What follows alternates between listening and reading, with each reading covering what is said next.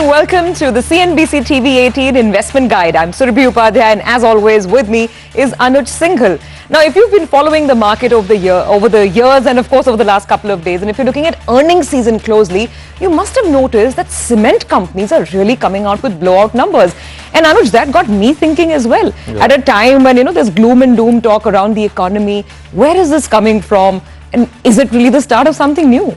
Yeah, but the bigger question when you invest in cement, for example, after the results, the stocks are actually down. Surabhi is when to enter and when to exit. Yes. Exit is most important in cyclical plays, and in India as well, that's been the case, barring a Shree Cement, which has been really a portfolio stock, which has really been a multi-bagger because it's done things differently. That's a different issue. That's an exception more than the rule. The rule is that you have to get the entry right and you have to get your exit right. I think that's something that we plan to understand in this show. Absolutely. It's a very interesting one. Today, the classroom is on the cement sector. So let's get started with the investment guide.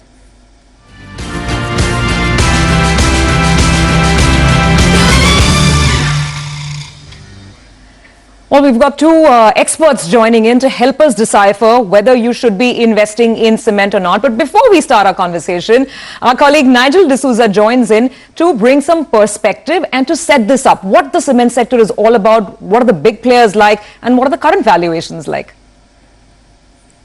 Well, India's cement industry boasts of a capacity of around 510 million tons, but functions at around 60 to around 65%. That's because of the low utilization levels in the south part of the country. Now, globally, China accounts for bulk of the production. Nearly around 60% of the global cement capacity is in China, but India lags its emerging market peers on a per capita consumption of cement. That could also mean potential for immense growth from here as well. Now, the key ingredients to make cement includes the likes of limestone, gypsum, slag, as well as fly ash. And types of cement, well, they vary based on the proportion of limestone that is used. For example, OPC uses a higher proportion of limestone, while the industry has slowly moved towards PPC, which requires lower limestone usage. Now, the sales mix in India is tilted towards the trade segment. That's more retail in nature and naturally more profitable. Now, the correlation between cement consumption and GDP is high. And as this demand graph is telling you, only thrice in the past 2 decades have we seen a negative number in terms of growth, and also FY21 is likely to be the 4th such instance. Cement pricing is dynamic in nature and it's a factor of demand as well as supply. But on the cost side, raw material cost, power and fuel cost, freight and forwarding costs, they are important components, and cement being bulky in nature is prone to moves in diesel as well as freight prices. Now, in the past decade, UltraTech has become the big daddy, shown big growth in the past decade. And the erstwhile ACC and Ambuja, they were the big boys. But now UltraTech alone is more than ACC and Ambuja put together. The two big companies in India that have shown phenomenal growth in the past decade or so has been Shree Cement as well as Dalmia Cement. Now, valuation-wise, companies which are larger in size, they have shown good growth potential and they boast of better profitability. They get a higher multiple, and that's what puts Shree Cement in pole position, going by its performance in the past decade. But what has changed in the last 1 month? Why are we all so excited about the cement industry? Because we saw degrowth for 2 quarters, and the street was bracing itself for very, very tepid volumes in the second quarter of this fiscal. But it appears that growth has picked up, and the growth story has come back faster than expected. And that's why if you just look at the 50% of the cement companies that have already delivered numbers, ACC, Ambuja, UltraTech Cement, they've already shown volume growth, which is being read very, very positively. The street is now bracing for a strong rebound in the second half of this year. Though there is a fear that high petcoke prices would spoil the party, but operating leverage and a switch to thermal coal will hopefully keep petcoke prices in check. Okay, that's beautifully explained, Nigel. Thanks a lot for that. Now let's move on then. Our experts today are Naveen Sehadeo, research analyst at Edelweiss, and Jiten Parmar, co-founder of Aurum Capital, one of the best known investors in cyclical investing. Gentlemen, thanks a lot for joining us on the show. Jiten, let me ask you the first question. Cement is a cyclical play, right? So at the end of the day, can there be a permanent place in the portfolio for cement stocks? or should one consider moving in and out depending on the cycles, and how to identify these cycles? So, I mean, if you can get something like a Shree Cement, I would say it can be a very long-term play, but that is more of an exception rather than the rule. So, I would say that, it is best to, have them as positional plays and play the cycle for a few years. That could be a period of 2-3 years or maximum 4 years, and then you have to book out, is what my philosophy is. Okay, that's interesting. Now, Jitin, if only everybody could find one Shree Cement for themselves, for their portfolios, right? If only if it was that simple. Naveen, thank you for joining us as well.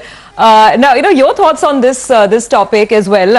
And also, that brings us to the question whether what we're witnessing today, what Nigel explained, whether this is the beginning of an up move that will really sustain at least for 2-3 years. What do you think? So first of all, when we talk about cement as a cyclical play, it's always about capacity utilization, and demand is just one of the factors which goes into it. Going where we are now, I think, of course, the demand has surprised, particularly in the month of September. The October month looks again extremely convincing. So I think demand certainly is, the way it has bounced back is definitely encouraging, and from the March quarter onwards you have the base effect kicking in. So I think from here on I'm very confident in saying that growth indeed is back for the cement sector, because we just have to look at just one quarter, December, and thereafter the base effect itself kicks in, which gives you a YY growth on sheer normalization. So demand, I think, is definitely looking good for at least about next 4 to 5 quarters. Okay, yes, that's an interesting point. Yes, and Jitin, if only everyone could identify the next Shree Cement, right? Life would be so much simpler.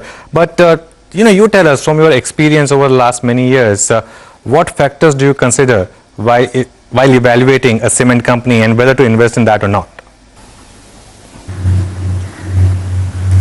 So the main criteria to look at is, basically EBITDA per ton. Of course, capacity utilization is another very important criteria, but EBITDA per ton, and then you look at the valuations. What for evaluating for investment or for exits, you look at what enterprise value to EBITDA it trades at. Another way to look at is EV per ton from a replacement cost perspective. So these are the key factors to look at, and the large caps enjoy a much higher valuation if you look at the EV per EBITDA basis, and the mid caps they are at a 80% discount to the large caps right now. So from a portfolio perspective, I think in an upcycle the mid cap and select small cap stocks will definitely outperform, is my view. Okay, that's interesting. So, Jitin, you were saying that perhaps mid-caps are what one needs to look at in cement. We'll actually come back to that point. I want to talk to you more about parentage and a lot of the international giants that are present in India, but more on that in just a bit. Naveen, since we're on the subject of factors to keep in mind while you're selecting a company and a stock, let me ask you, what is it that you look at and what ratios? Because these terms are very different from other sectors. EV per ton, EBITDA per ton, these are not parameters that we look at for a lot of other companies from other sectors. Yeah, definitely. So as Nitin mentioned, that EBITDA per ton is one of the factors to look at. But I would still believe EBITDA margin is a better representation, because the same EBITDA per ton, which fetched a 30% margin at the last upcycle around 2010, that same EBITDA per ton of 1,000 rupees fetches just around 18-19% today. So I'm saying EBITDA per ton in that sense can be a bit of a misnomer. The other factors which you should look at is certainly growth. I mean, I know we're talking all putting cement as a cyclical sector to be with and trying to time it, but very frankly, very honestly, it's very difficult to time it, and everybody is wise only in hindsight. So the best is to look at growth stocks, because demand and pricing is something which is not in your control. So what you should look for is volume visibility, and most importantly, the company's balance sheet from a net debt to EBITDA perspective. If that net debt to EBITDA ratio is under 3 times, then in that case, the company is well positioned to take care of growth. And if I can just put in one, we all talk about Shree as something very most coveted sort of a cement company. Do you know the USP of it? The USP has been, he has been doing steady expansions at regular intervals without swelling the balance sheets or without taking adequate debt. So basically, you look at any company which has free cash flows, which can support the capex growth, is the ideal stock to be looked at. Okay, got that. Important points over there. Jitin, now allow me to come back to the point that you just raised. You just told us that you perhaps see more value and perhaps more money-making opportunities in mid-cap cement companies right now. Why is that? Because you also told us that scale is very important. Large capacities are very important in this sector. So tell us a little more about why the preference for mid-caps right now. Yeah, so some of these mid caps will turn into large caps, and that's what we are seeing in a few names. That something like a Dalmia Bharat, you see that they are scaling up significantly, and that's where I see the difference in the valuations and all that. Once they have economies of scale, once they are catering to more regions, the regional cyclicality comes down, and that's when you get a higher valuations. And for others it is just play on the sector where something like a small cement company could be at ridiculously low valuations, and it would be just reversal to mean. So something that of that sort also works out. For a portfolio construction, I generally create a basket of stocks where I would put in some large caps, some mid caps, and maybe one or two small caps. That's how I would generally play the sector. Okay, God, I'm so tempted to ask you for more names, but Jitin told us that no, he cannot get into stock-specific conversation beyond a point. But we got the general gist, Jitin. Thanks for that. We do need to take a very quick break on that note, but keep it with us. Lots more interesting points to discuss when one is considering how to invest in the cement sector.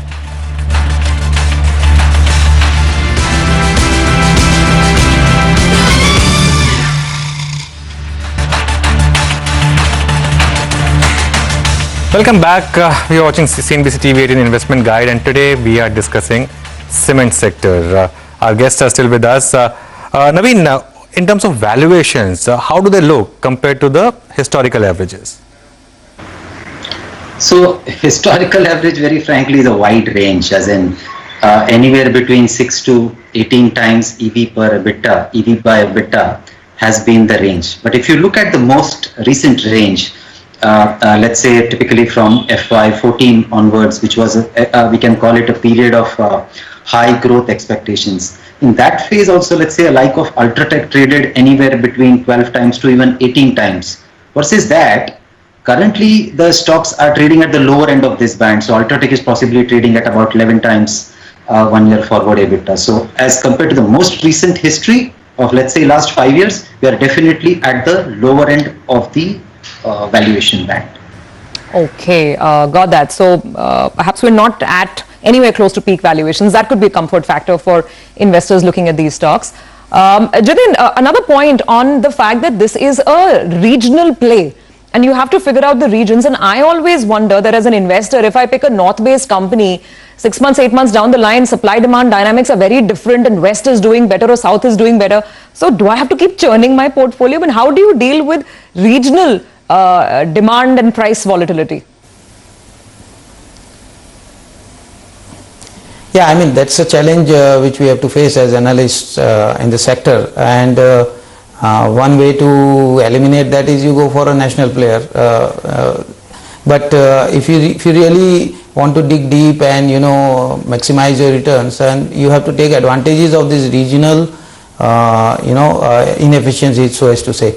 For example, currently the southern region, especially the AP Telangana, is enjoying superb growth and great uptick in the EBITDA margins, and that you will see in the results. One of the results has already come, and the other results to follow. I am expecting super numbers. I mean, the company which has reported recently has in the 6 months it has given higher EBITDA than the whole of last year, which itself was their highest EBITDA. So these kind of numbers you can see in the southern region, especially the AP Telangana. So if you can, figure those out, and I think you can really outperform a lot. That's the key. You have to basically get out also very quickly whenever these things happen, and you are able to take benefit of this. Okay, yeah, fair point. Now, Jiten, some of these listed companies, of course, also have a strong global, parentage. There's Holcim, of course. We've had Heidelberg. There are a lot of global companies which are the parents. Is it incremental positive, or does it not matter at all?